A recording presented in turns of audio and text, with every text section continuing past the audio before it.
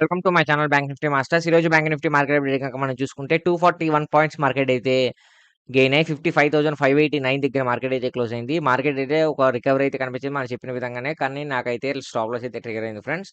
So stop loss ఎలా trigger అయింది, ఎక్కడ ట్రేడ్ తీసుకున్నానో అది చెప్తాను. ముందుగా మన ట్రేడ్ సెటప్‌లో ఏమనుకున్నానో, యాక్చువల్లీ మనకు వన్ డే క్యాండిల్ కనుక చూస్తే వన్ డే క్యాండిల్‌లో ఈ లెవెల్‌లో మనం రెసిస్టెన్స్ జోన్ కింద పెట్టుకొని ఈ లెవెల్ బ్రేక్‌ఔట్ అయితే ఎంట్రీ తీసుకుందాం అనుకున్నాను. అంతేనా? సో, ఈ లెవెల్ బ్రేక్‌ఔట్ అయింది. ఎంట్రీ తీసుకుందాం అనుకున్నాను. కానీ బోల్తా కొట్టింది. చూసారా? మార్కెట్ మీరు అబ్జర్వ్ చేస్తే ఫస్ట్ 15 మినిట్స్ క్యాండిల్ గనక చూస్తే ఫస్ట్ 15 మినిట్స్ క్యాండిల్ మార్కెట్ ఒక రికవరీ కనిపించింది. దాని తర్వాత మార్కెట్ ఒక ఫాల్. మన రెసిస్టెన్స్ అనేది బ్రేక్‌ఔట్ అవ్వలేదన్నమాట. ఇక్కడ రెసిస్టెన్స్ బ్రేక్‌ఔట్ అయింది. సో, రెసిస్టెన్స్ బ్రేక్‌ఔట్ అయింది. సరే ఇంకా మార్కెట్‌లో మనకు ఫేవర్‌గానే ఉంది. ఇక్కడ నుంచి మనం కాల్ తీసుకోవచ్చని ఇక్కడ నేను కాల్ ఆప్షన్ తీసుకున్నాను. కాల్ ఆప్షన్ తీసుకుంటే ఏమైంది, లైట్‌గా మార్కెట్ నాకు ఫేవర్‌గా వెళ్తున్నట్టు వెళ్ళి స్టాప్ లాస్ అయితే ట్రిగ్గర్ అయింది friends. So, stop loss trigger అయింది. నాకైతే లాస్ వచ్చింది. దాని తర్వాత ఇంకెటువంటి ట్రేడ్ తీసుకోవడానికి కూడా ఆస్కారం లేకుండా చేసిందనమాట ఈ స్టాప్ లాస్ అనేది. ఎందుకంటే మనం ట్రేడ్ సెటప్ ఎప్పుడైతే పెట్టుకుంటామో అది వర్కౌట్ అవ్వలేదో ఇంకా ఆ రోజైతే ఇగ్నోర్ చేసేయడం బెటర్. ఎందుకంటే ఆల్రెడీ మన ట్రేడ్ సెటప్ మనం ఒక ప్లాన్‌గా పెట్టుకున్నాం. ఆ ట్రేడ్ సెటప్ వర్కౌట్ అవ్వలేదు.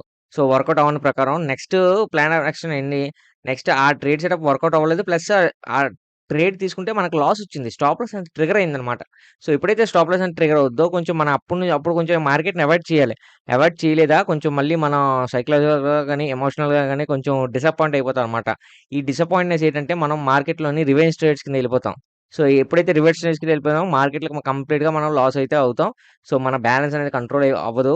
సో, ఇంకా మార్కెట్‌లో మనం అయితే ఆహ్, రెడ్ మార్క్ కింద ఎళ్ళిపోతాం అనమాట. సో, అందుకని నేనేంటంటే బ్యాలెన్సింగ్‌గా ఉండడం కోసం ఎప్పుడైతే మన ట్రేడ్ సెటప్ ఎప్పుడైతే వర్కౌట్ అవ్వలేదో ఇక అవ్వని పక్షంలో మనం ఎటువంటి ఎంట్రీ తీసుకోకూడదనమాట. చూసి ఇక్కడ నేను ఏమైనా ఎంట్రీ తీసుకుంటే నాకైతే ఖచ్చితంగా మళ్ళీ లాస్ వచ్చిద్ది. మళ్ళీ నేను ఒక అంటే ఎమోషనల్‌గా గాని నేను కొంచెం ఇదైపోయాననమాట. అందుకే నేను ఎటువంటి ఎంట్రీ తీసుకోలేదు. సో, లాస్ వచ్చింది. Okay. I'm happy with the loss. ఎందుకంటే నేను యాక్చువల్లీ మనం ట్రేడ్ సెటప్ పెట్టుకున్నాం కాబట్టి, ఆ ట్రేడ్ సెటప్ వర్కౌట్ అవ్వలేదు కాబట్టి లాస్ వచ్చింది కాబట్టి ఓకే. హ్యాపీ. రేపు రేపటి రోజున మనం రికవరీ చేసుకోవచ్చు. అంతే కదా! తప్ప మనం ఇక్కడ మనం ట్రేడ్ సెటప్ పెట్టాం కదా! రికవర్ అవ్వలేదు. మళ్ళీ నెక్స్ట్ ట్రేడ్‌తో మనం ఈ లాస్‌ని రికవరీ చేద్దాము అనే ఒక ఇంటెన్షన్ ఉన్నా, లేదు అంటే సరే ఈ ట్రేడ్ సెటప్ వర్క్ అవ్వలేదు. నెక్స్ట్ వేరే ప్లాన్ ఆఫ్ యాక్షన్‌తో దిగుదాము అని చెప్పి మళ్ళీ ఇక్కడ ఈ మిడిల్ ఆఫ్ ద టైమ్‌లో మళ్ళీ మనం అనుకున్నా సరే అది కూడా లాస్. ఎందుకంటే మనం మల్టిపుల్ ట్రేడ్ సెటప్ పెట్టుకోకూడదు. దట్ టూ మార్కెట్ బాలేదన్నమాట. మార్కెట్ చూస్తే ఎక్కడ మార్కెట్ ఇక్కడ నుంచి మార్కెట్ అనేది కంప్లీట్‌గా ఒక రికవరీ అయింది. ఇక్కడ మళ్ళీ ఫాల్, మళ్ళీ ఒక స్లైట్ రికవరీ. ఇక్కడ ఏమైనా మొమెంటం ఇక్కడ ఏమైనా ఒక వన్ సైడ్ ర్యాలీ గనక ఉండుంటే అయ్యేది. కానీ ఇక్కడ మొమెంటం ఏమి లేదు. ఇక్కడ చూసారా ఇక్కడ మళ్ళీ కన్సల్టేషన్ అయింది. సో, ఈ కన్సల్టేషన్ వల్ల మళ్ళీ మనం ఇక్కడ ఎంట్రీ తీసుకోవడం ఇయన్నీ మనకు కొంచెం టైమ్ వేస్ట్ వ్యవహారాలు ప్లస్ మనీ వేస్ట్ వ్యవహారాలన్నమాట ఇయన్నీను. సో, సింపుల్‌గా చెప్పాలంటే. అందుకు ఎటువంటి ఎంట్రీ అనేది తీసుకోలేదు. ఓకేనా? సో, ఇంకా మండే మార్కెట్ ఎలా ఉండబోతుంది? మండే మార్కెట్‌లో మనకు సపోర్ట్ అండ్ రెసిస్టెన్స్ ఏ విధంగా ఉండబోద్దో క్లియర్‌గా చెప్తా చూడండి. సో, ఈరోజైతే లాస్ వచ్చింది friends. I'm totally disappointed this week. అంటే లాస్ట్ లాస్ట్ వీక్ కొంచెం స్టాప్ లాస్ ట్రిగ్గర్ అయిన తర్వాత ఈ వీక్ కొంచెం రికవరీ అవుతున్న సమయంలో ఈ లాస్ అనేది నాకు కొంచెం మళ్ళీ కొంచెం ఇదిగా అనిపించిందనమాట. డిసప్పాయింట్ అయింది. బట్ డిసప్పాయింట్ అయినా సరే పర్లేదు. ఓకే. ఇంకా మనకింకా డేస్ ఉన్నాయి. మనం రికవరీ చేసుకోవచ్చు. ఈ హోప్‌తోనే వెళ్ళండి ఫ్రెండ్స్. డేస్ ఉన్నాయి. రికవరీ చేసుకోవచ్చు అనే హోప్‌తోనే వెళ్ళండి. అలాగని ఒకే రోజు టార్గెట్‌ని ఏదైతే లాస్ ఉందో అది రికవర్ చేద్దామని పెట్టుకోవద్దు. ఇంటెన్షన్‌లో ఉండొద్దు.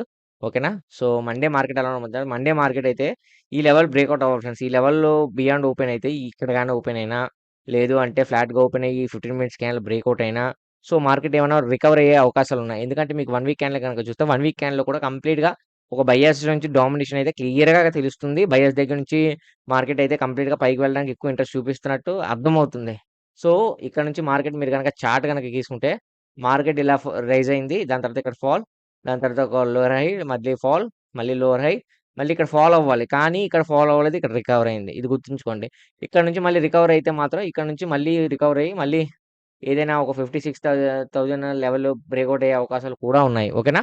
సో, నేనైతే సపోర్ట్ అండ్ రెసిస్టెన్స్‌లో వీడియో ఎలా పెడతా మీకు కావాల్సిన స్క్రీన్‌షాట్ తీసుకోండి. తిరిగి మళ్ళీ మన రేపటి వీడియోలో మళ్ళీ మనం కలుద్దాం. నా వీడియో గనుక నచ్చితే వీడియోని లైక్ చేసి ఛానెల్ అయితే సబ్స్క్రైబ్ చేసుకోండి. ఓకేనా ఫ్రెండ్స్? Thanks for watching.